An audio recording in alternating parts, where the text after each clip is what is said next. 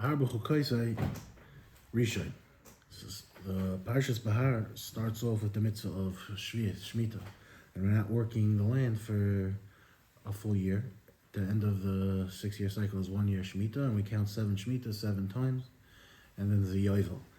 Now, in Pasuk Ches, it says V'safarta. This mitzvah is the same thing as Firas HaOmer, just like we count the days and the weeks. There's a mitzvah on the Bezdin on Rosh Hashanah. They would say Hayoim. Let's say it's the 14th year into the Yovel. They would say Hayoim Shnas Arba Asar Shehem Shnei Shmitais LeYovel.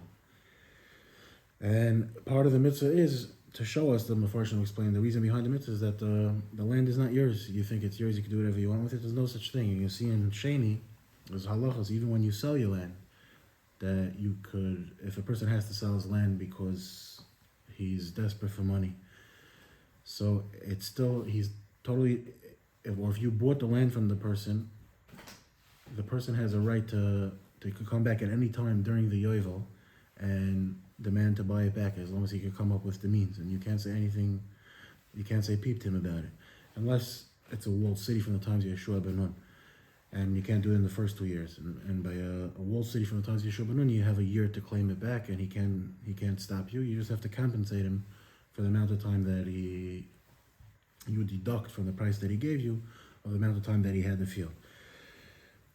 Some of the Sorim point out, why is it dafka a year of Shemitah to make this to drill and to make it us internalize that the land that doesn't belong to us. So the Gemara says that one of the Amayram told his Talmidim, don't come to me during Nisan and Tishrei, take care of all your personal business then, so this way you don't have to keep doing bittul Torah for the rest of the year. So for 6 years, 2 months a year, at the end of a 6-year cycle, you had 12 months of bittul Torah. So Shemitah came along, they dedicated the entire year to make up for those lost 12 months in the previous 6 years.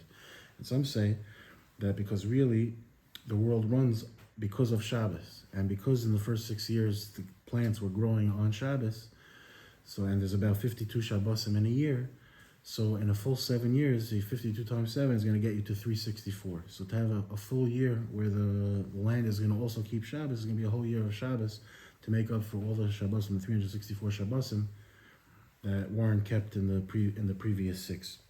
There's a few mitzvahs quickly before we get to Sheni that Chachamim learn out in Pasuk Gimel and Yadal v'chisimku memker lamisecha.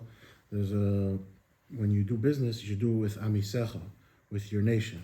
Ikonim yad amisecha. When this is by buying, by selling, people think it is only by buying. That if you could buy from a guy, you buy from a Jew, you should buy from the Jew.